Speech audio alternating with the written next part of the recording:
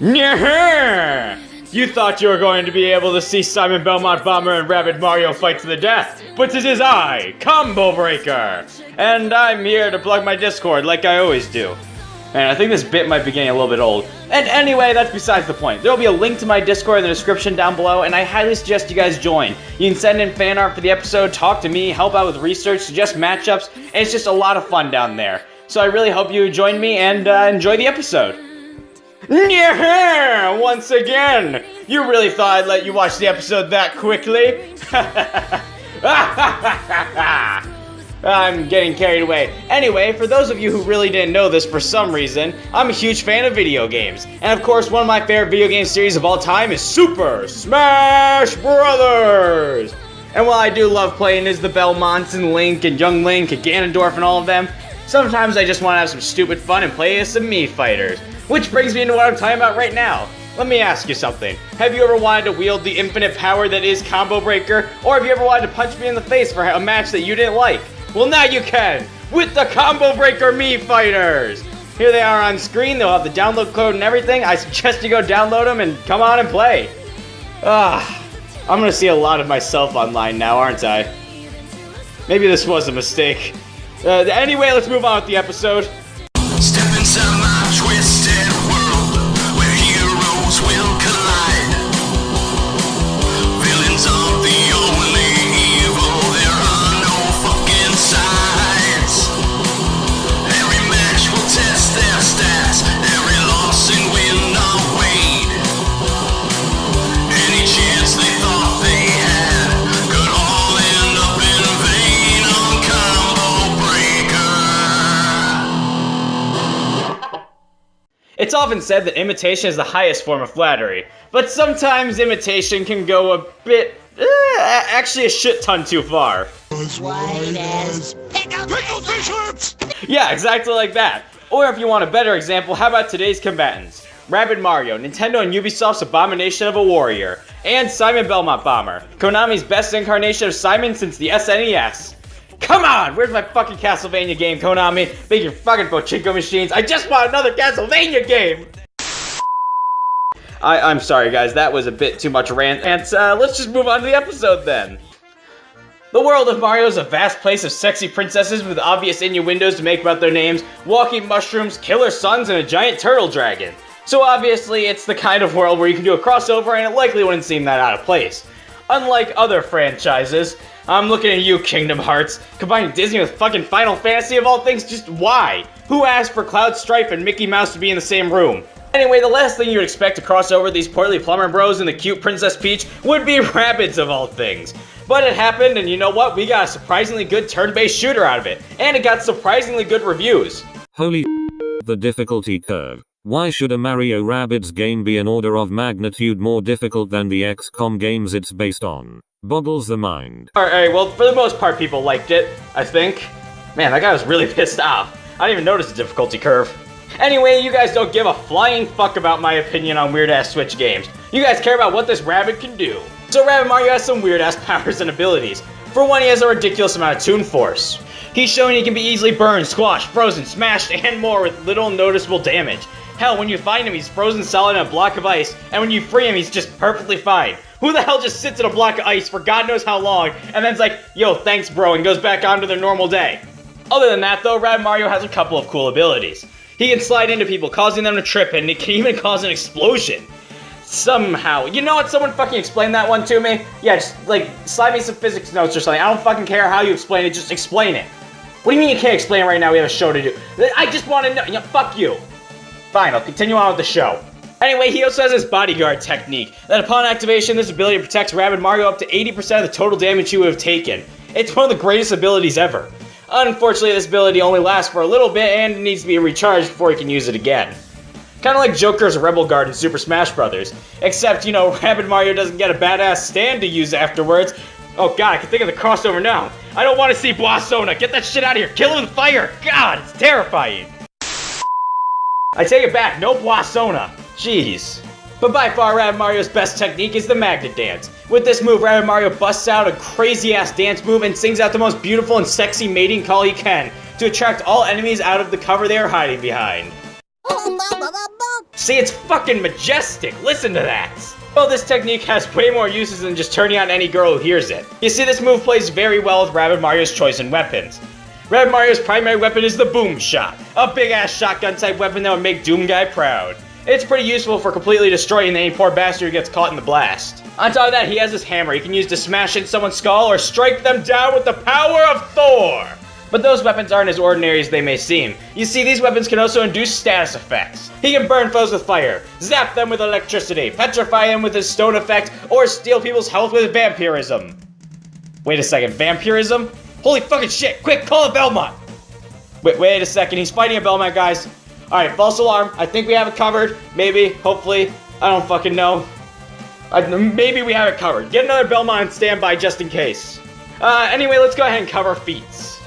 Rabbid Mario is ridiculously strong. His boom shot can easily tear through stone blocks. He's more than capable of taking down huge creatures that tower over castles, but even more impressively is his ability to scale the Rabbid Kong, who can take a beat down from Donkey Kong. And keep in mind, Donkey Kong was able to punch a fucking country-sized moon out of the sky, and is one of the 7 Star Children. However, by far, Rabbid Mario's best feat is when him, Mario, and a third party member, who I'm not going to specify, because it really doesn't matter, managed to take down Bowser while he's possessed by this weird dragon-looking thing. When it comes to speed, Rabbid Mario is fast enough to keep up with the Mario cast like Bowser. But keep in mind, Bowser is capable of hitting Starship Mario mid-flight, and that thing can fly between galaxies in mere seconds. And not to mention, he's more than capable of attacking enemies who can hit Mario and his pals, who can outswim fucking black holes. You know those things that not even light can escape?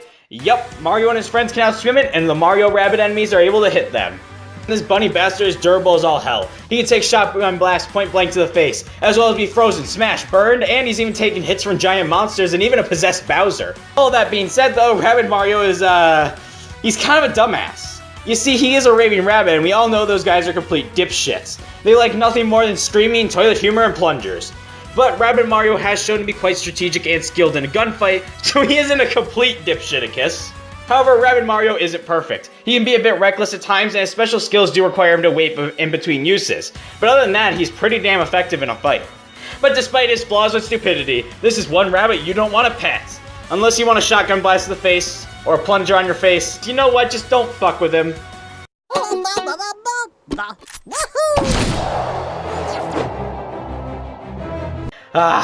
It feels so good to go back to my roots. I mean, Simon Belmont was one of the first characters I used on my show. And man, do I love playing as the Belmonts in Smash Brothers. Hey, you know we are talking about Simon Belmont Bomber, right? Well, I mean, he is just move on with his powers and weapons and shit, alright? No one cares about what you're about to say. Fine, you asshole. You didn't have to say that shit. Just move on to his weapons and powers then. Alright, let's see. Hey, who the hell deleted the powers section? No one. Simon Bomber doesn't have any powers. Are you fucking serious? Every Bomberman has powers. Dracula Bomber can teleport bombs, Snake Bomber can turn invisible, X-Zero Bomberman can be a steaming pile of shit, and Bomber Girl has big old boobies. So why the hell doesn't Simon Bomber have any powers? Well, I mean, his special power... Wait a minute, did you say Bomber Girl? Yep, Konami in their infinite wisdom of making their beloved franchises into fucking pachinko machines, leaving the Castlevania series to die, they decided to take Bomberman after making the horrible abomination that was Act Zero, and instead of making a classic Bomberman game, they slapped a pair of boobs on all their characters and bada boom, they made a friggin' $1 million! Anyway, what were you talking about Simon Bomber's powers before you got distracted by big old bomber boobies? Oh yeah, Simon Bomber's ability is actually just his main weapon. Oh yeah, well, boobs aside, let's talk about Simon Bomber's weapons. For one, he wields the Vampire Killer Whip, and while in more recent incarnations this thing looks more like a chain whip, Simon Bomber's looks to be more like that classic leather whip. Yeah, I thought I said I was done talking about sexy things. Somehow we just got far more kinkier than a pair of boobs. Anyway, with this he can strike foes from afar, much to Smash Bros. Players' dismay, as well as move bombs out of the way and do other whip-related things, like hitting people in the face. And of course, being a bomber, Simon Bomber has plenty of bombs he can use to blow people straight to hell. Or if he isn't careful, he can blow himself straight to hell. Like I always do, because I have no clue how to use this power effectively. Let's just move on to these feats before I have a Bomberman R flashback. Didn't fucking hit the bomb button, but the game said otherwise, and I blew myself up and... Anyway, Simon Bomber is ridiculously strong. He can easily blow up chunks of stone with his bombs. Plus, when White Bomber was wielding his whip, he was able to damage Dracula Bomber quite easily. On top of that, he should be superior to Pyramid Head Bomber, who took a blast from one of Bomberman's bombs. On top of that, Simon Belmont Bomber is just Simon Belmont as a bomber robot. meaning it should scale to all real Simon's feats, such as defeating Dracula, who had control over all 7 layers of hell, and has the Time Reaper as his underling. If you have someone named the Time Reaper as a minion, you know you're a badass. Wait. We're using Simon Belmont Bomber, not Simon Belmont, so what's all this shit about Dracula? Well, I thought it was pretty damn obvious because I just said it. But yeah, the parody bombers are just the characters they are, but inside bomber bodies. So does this mean we have a Solid Snake who's like super fucking strong now because he's a bomber? Holy shit, is Solid Snake vs. Batman an unfair fight now? Well no, it's one-way scaling because this game isn't canon to Simon or Snake or any of that, but to Bomberman, they're canon to his universe. Does that make any sense? I mean, to explain it better, Bomberman's canon makes absolutely no sense because you know what? The series has been rebooted like 8 times. I mean, we've had several cartoonish style games, a gritty realistic game, plus there was that one where the style was literally just putting big ass boobs on all the characters and making them anime girls. Hell, there's even that time he judged a swimsuit contest. Yeah, those were strange days for Bomberman. You're not gonna stop bringing up the bomber girls, are you? Absolutely fucking not. If I have a chance to talk about boobs in one of my episodes, you can guarantee it, I am going to talk about said boobs. Anyway, Simon Belmont Bomber is fast enough to dodge explosions, as well as compete with other Bombermen such as White Bomber, who can fight in a spinning galaxy and outswim a black hole. Not to mention he's capable of going up against 15 other bombers at once, each of which should be at least somewhat comparable to White Bomber. Simon Belmont Bomber is also built like a tank. He's able to survive attacks from the bombers like White and his siblings, and he's capable of trading blows with Dracula. Not to mention Simon Bomber is also super smart, as he is a trained vampire killer as well as a trained bomber. He's able to keep up with the likes of White and his brothers who can take on masterminds like Bugler. All that being said though, Simon Bomber is far from perfect. He lacks the full arsenal of normal Simon Belmont. His powers are completely outclassed by other characters in the Bomberman R game, just like Alucard, whose ability is turn into mist and fly straight through bombs and explosions, which is like the most overpowered ability in all of Bomberman history. Who said that was okay? All that being said, this is one bomber you don't want to cross in a grid-shaped arena. Next I will come for you, Dracula. Well, our combatants are set. These 2 imitators are fully stocked on weapons and ammo, but only one of them can come out on top in a fight to the death. Let's settle this! Simon Bomber is standing outside the Mushroom Kingdom when he hears a loud and obnoxious scream from behind him. He turns around to see Rabbid Mario holding a shotgun as he fires it several times at Paragoomba, who's peacefully flying through the air. Rabbid Mario takes aim once again at the Goomba, but before he can fire, Simon Bomber throws out his whip, hitting Rabbid Mario in the head, knocking him to the ground. The Goomba flies away as Rabbid Mario gets up and grabs his gun from the ground and looks at Simon Bomber angrily. Rabbid Mario reaches into his overalls and pulls out a hammer before running at Simon Bomber. Rabbid Mario then jumps high into the sky and gets ready to slam down towards Simon Bomber, who pulls out a large bomb. Rabbid Mario's hammer smashes in the ground as he lands, creating a huge shockwave, causing smoke and dust to erupt from the ground. Rabbid Mario lifts up his hammer as the smoke clears and he sees a bomb right next to him. He yells out as the bomb explodes in his face, launching him high into the sky as Simon Bomber jumps after him. Simon swings his whip at Rabbid Mario as it wraps around his leg. Simon then spins around, throwing Rabbid Mario to the ground. Rabbid Mario then slams to the ground as Simon Bomber pulls out a large bomb. Simon Bomber starts to light the fuse as Rabbid Mario grabs his gun and takes aim at Simon Bomber. Right as Simon Bomber pulls back his arm to throw the bomb, Rabbid Mario fires his gun at the bomb, causing it to blow up in Simon's face. Simon starts to plummet towards the ground, covered in smoke and soot. Rabbid Mario runs over and slides into Simon's body as he hits the ground, causing an explosion, launching Simon Bomber slightly into the air again. Simon Bomber then starts falling again as Rabbid Mario shoots him in the back, launching him towards the castle wall as he catches on fire. Rabbid Mario then screams out in victory and dances around, but he's stopped as he hears a voice echoing the distance. Beware the true power of the Belmont clan! Rabbid Mario looks over at the castle to see Simon Bomber running at him full speed. Simon whips Rabbid Mario and follows up by kicking him, causing him to slide back and hit a pipe. Rabbid Mario starts to stand up as he shakes, reorienting himself, as Simon laughs at him. Rabbid Mario then starts to glow blue as he runs at Simon Bomber full speed, holding his hammer. Rabbid Mario swings his hammer at Simon, who ducks and then hits him with the Vampire Killer Whip, before grabbing him by the overalls and headbutting him. Simon Bomber then spins around and throws the stunned Rabbid Mario into the distance. As Rabbid Mario stands back up, he sees thousands of bombs surrounding him. Rabbid Mario screams as the bombs blow up, creating a massive explosion that levels the entire Mushroom Kingdom, leaving nothing but a mushroom cloud. Simon then laughs out as Rabbid Mario's head comes flying from the distance and lands next to him by his feet. He then grabs Rabbid Mario's head, throws it in the sky, and throws a bomb up after it. The explosion causes blood to rain down from the sky as nothing but fractured pieces of his skull and torn up pieces of hat fall down with the blood. Holy shit, that was excessive! He blew up the whole damn Mushroom Kingdom! What an asshole! Well, our winner is Simon Belmont Bomber. And at first this match may have seemed very close. It even looks like Rabbid Mario could have given Simon Belmont Bomber a solid fight. Sadly though, the Rabbid Mario really can't do much to hurt the Belmont. When it came to strength and durability, Silent Bomber is capable of taking on other Bombermen like White Bomberman, who can defeat creatures such as Terrarian, who can create multiple universes, and he should be able to scale to the likes of Pyramid Head Bomber, who can easily survive a bomb blast from the White Bomber. On top of that, he is Silent Belmont, who can defeat Dracula, who has the strength of all 7 layers of hell. So Silent Belmont Bomber is clocking in about multiversal levels of strength and durability. Rabbid Mario, on the other hand, is strong enough to compete with Rabbid Kong, who can take a beat down from Donkey Kong, and he managed to take down Bowser Jr. with the help of his team. But his best feat comes from when him, Mario, and another party member defeated a possessed Bowser. But here's the problem. You see, unlike Silent Belmont Bomber, who's just Silent Belmont, Rabbid Mario is not Mario, so he doesn't automatically scale to Mario. This is further backed up by the fact that he required help from Mario and another team member to actually take down Bowser Jr. and Bowser, let alone all the other bosses in the game. So at his best, we can put Rabbid Mario at multi-solar system to possibly galaxy level for strength and durability. So yeah, poor Rabbid Mario wouldn't be able to do much to Silent Belmont Bomber. But what about speed? Well, you see, Silent Belmont Bomber is fast enough to fight up to 15 other bombers at once, including White Bomberman and his siblings, who are capable of fighting within a spiraling galaxy and outswimming black holes. You know, those things that light can't even escape. Rabbid Mario, on the other hand, can actually fight opponents who can attack the Mario Cast. The Mario Cast is capable of casually outswimming black holes. Not to mention, he was fast enough to actually attack Bowser, who can hit Starship Mario mid-flight. Keep in mind, Starship Mario can fly between galaxies in seconds. So both Silent Belmont Bomber and Rabbid Mario are able to fight at massively faster than light speeds. Now, despite Silent Bomber's absurd strength and durability, Rabbid Mario wasn't completely outclassed. You see, Rabbid Mario did have the superior arsenal by a long shot. Silent Bomber had some bombs, and he had a whip, but Rabbid Mario had a shotgun and a hammer, and each were capable of doing several cool things like burning people, petrifying them, and even stealing their health. On top of all that, he has his Toon Force that would definitely help him survive more explosions than he normally would, and he could always use his bodyguard ability to lessen the damage he takes.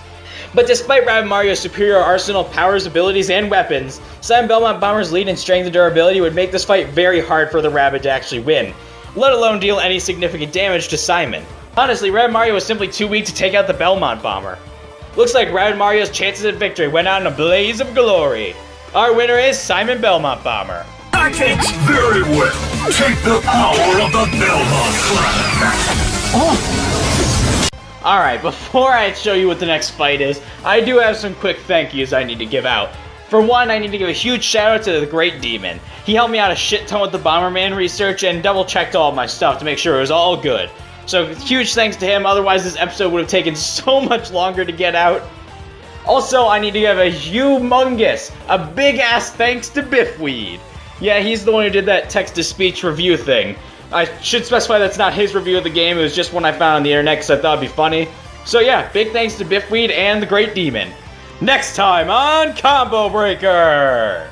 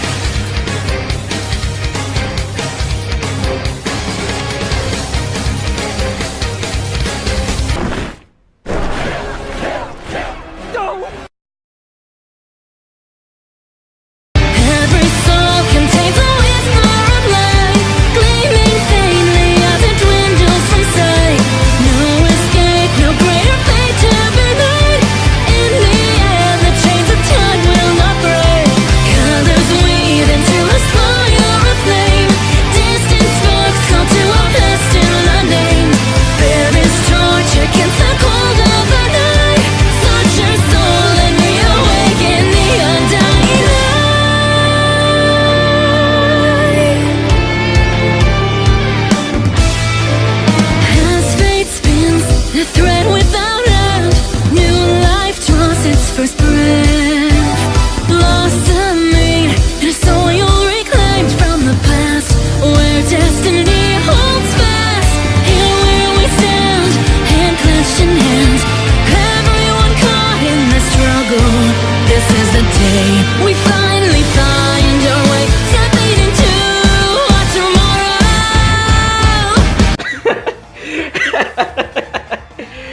Okay. Are you ready for the real battle this time? I present to you Simon Belmont versus Mario. I'm sorry, I just really wanted to do this fight. Yes, you guys have been requesting this fight ever since I did Simon versus Kratos and Mario versus Kratos. So I hope you're excited for the fight. So tell me who you think's gonna win in the comments down below, and have a wonderful day, guys.